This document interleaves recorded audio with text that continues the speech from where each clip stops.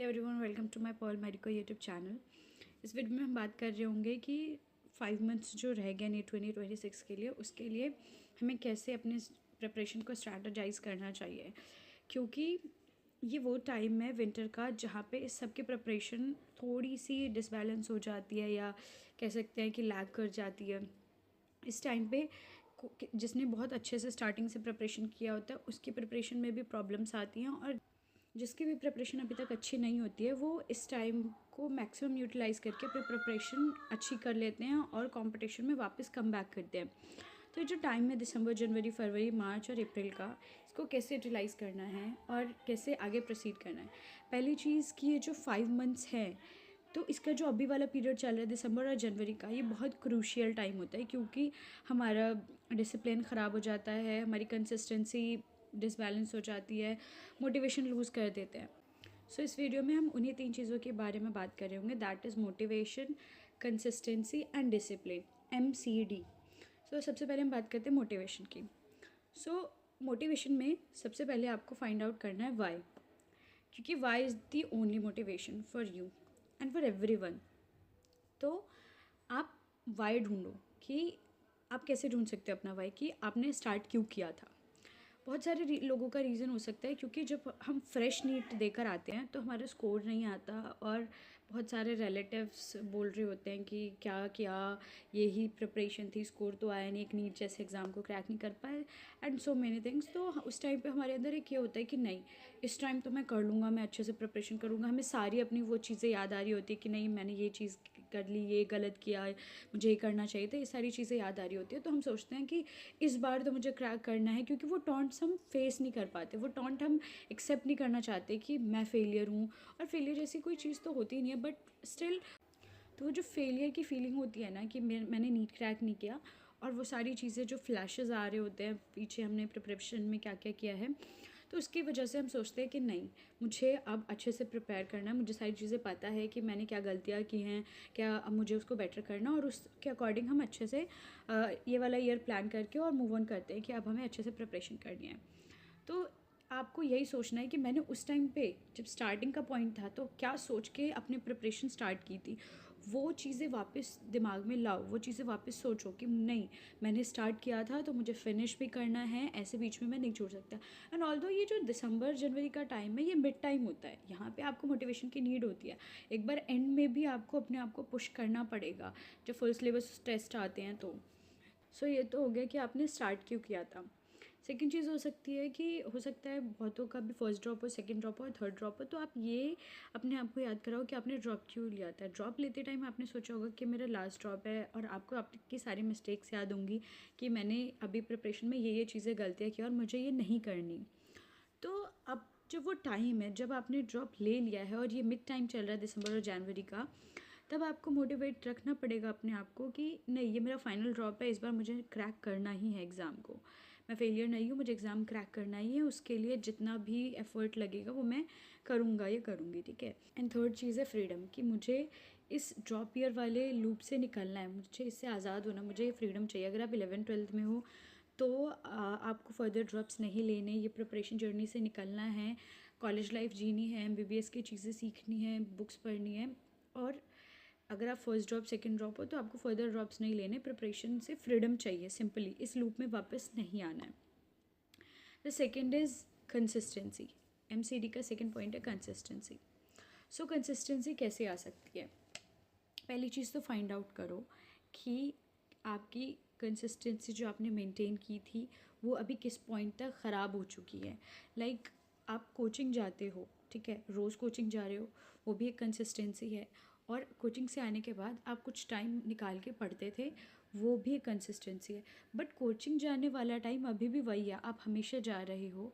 इसलिए मैंने बोला कि जो कंसिस्टेंसी है कोचिंग जाने की वो अलग है, क्योंकि बहुत सारे लोग अभी इस टाइम पे कोचिंग जाना भी स्किप करने लगते हैं, और सेल्फ स्टडी वाली कंसिस्टेंसी अलग है। तो आपको फिगर आउट करना होगा कि आप किस वाली कंसिस्टेंसी में लैग कर रहे हो। सो अगर आप कोचिंग जाने वाली कंसिस्टेंसी मेंटेन कर चुके हो और है वो मेंटेन्ड, और सेल्फ स्टडी वाली कंसिस्टेंसी ख़राब हो गई है, तो फिगर आउट करने के बाद आप सिर्फ 7 डेज़ का एक चैलेंज क्रिएट करो कि आप ऐसे करो जैसे कि 7 डेज़ चैलेंज लिखो कि 7 डेज़ में बस 7 डेज़ की कंसिस्टेंसी चाहिए, उसके बाद नेक्स्ट 7 डेज़ उसमें हम इम्प्रूवमेंट करते जाएंगे। बट फर्स्टली अगर कंसिस्टेंसी 7 डेज़ की हम करें तो वो हमें कैसे करना है, तो राइट डाउन करो, एक शीट लो। एक बॉक्स बनाना है करना का और एक किया का। अब 7 डेज़ के अकॉर्डिंग 1 2 3 4 करके ऐसे आपको 7 डेज़ तक डालना है। तो जो करना वाला है उसमें आपने डिसाइड कर लिया है कि मैं कोचिंग से आके ये टॉपिक मुझे इतनी देर के लिए पढ़ना है, कोचिंग का मटेरियल मुझे इतनी देर तक रिवाइज़ करना है, फिर मुझे इतनी देर क्वेश्चन प्रैक्टिस करनी है। ये सारी चीज़ें आपने डिसाइड करके लिखा है करने वाले में। अब जब किया वाला है तो आप फर्स्ट डे के नाइट में डिसाइड करो, देखो, चेक करो कि मैंने क्या क्या चीज़ें की हैं। उसमें से हो सकता है कि आपने करना वाली चीज़ों का 10% ही फॉलो किया हो, तो आपको नेक्स्ट डे उस 10% को मेंटेन करके कुछ और चीज़ें करनी हैं और अब आपको उस 10% को 20% बनाना है। अगेन ऐसा थर्ड डे, फोर्थ डे और 7 डेज़ के लिए करना है। हो सकता है जब 7 डेज़ आए तो आपकी जो 100% आपने जो लिस्ट बनाई थी फॉलो करने की करने वाले बॉक्स में वो कंप्लीट ना हो, बट हाँ 70%, 60%, 50% कुछ तो होगा। फिर जो नेक्स्ट 7 डेज़ आएंगे अगेन आपको यही चीज़ें करती जानी है, तो 50, 60, 70 और 80, 90 तक पहुँच जाओगे आप। तो फिर उसको कंटिन्यू रखना है कि हाँ मेरा करना वाला बॉक्स ये था, अब मैं उस पर आ चुका हूँ 80%, मुझे इसको कंटिन्यू रखना है, फिर 90 भी हो जाएगा, उसको फिर इम्प्रूव करते जाना है। इस तरीके से आप कंसिस्टेंसी अपने प्रिपरेशन में वापस ला सकते हो। ठीक है, सो मैंने क्या बोला, एक साइड करना एंड देन किया वाला बॉक्स बना के उसको रोज़ नाइट में चेकआउट करना है। थर्ड चीज़ है डिसिप्लिन। डिसिप्लिन के लिए आपको क्या करना है, डिसिप्लिन का सिंपल सा चीज़ है, आप रोज़ मॉर्निंग में उठो, एक टू डू लिस्ट बनाओ और बस उसको फॉलो करो।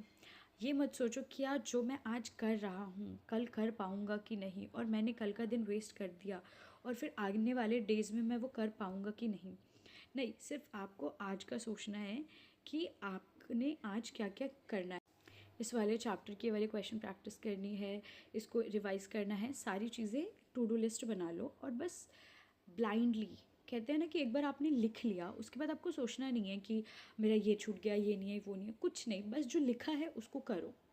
आपने लिख दिया मुझे इसकी क्वेश्चन प्रैक्टिस करनी, हो सकता है आप कोचिंग जाओ और दिन में आप बोले कि अरे ये टेस्ट आने वाला है तो हम तो ये कर रहे हैं, आज चल क्वेश्चन प्रैक्टिस कर लेते साथ में। नहीं, उसके लिए आप कल प्लान कर लेना, अभी जो आपने टू डू लिस्ट बनाई है वो फॉलो करो। क्योंकि होता क्या है, टू डू लिस्ट बना लेते हैं, अगर हम उस टू डू लिस्ट से कुछ और करते हैं और हमारे लिस्ट का काम नहीं होता है तो एट द एंड हमें एक नेगेटिव फीडबैक मिल रहा होता है कि अरे मैंने जो लिखा था वो मैंने नहीं किया। जो आपको नेक्स्ट ऐड ऑन करना है वो नेक्स्ट डे की टू डू लिस्ट में ऐड करना।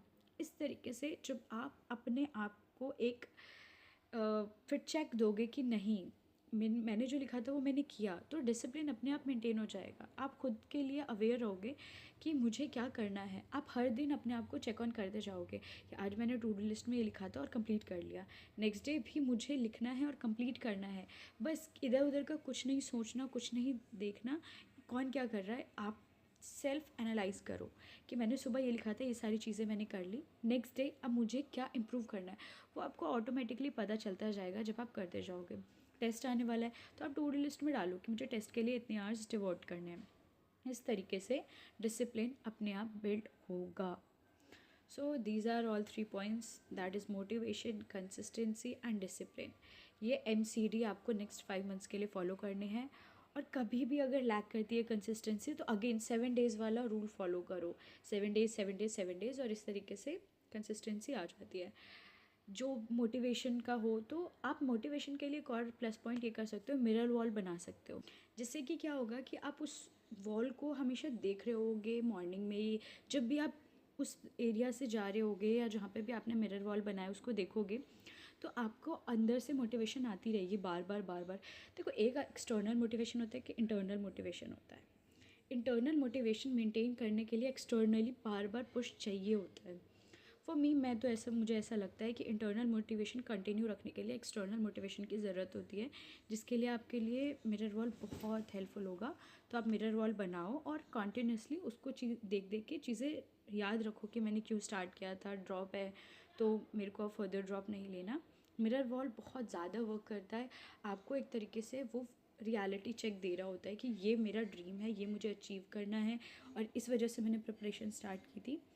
सो या मिरर वॉल कर सकते हो एंड MCD को मत भूलना, इसको पूरे 5 मंथ्स के लिए फॉलो करना। And thank you for watching, bye.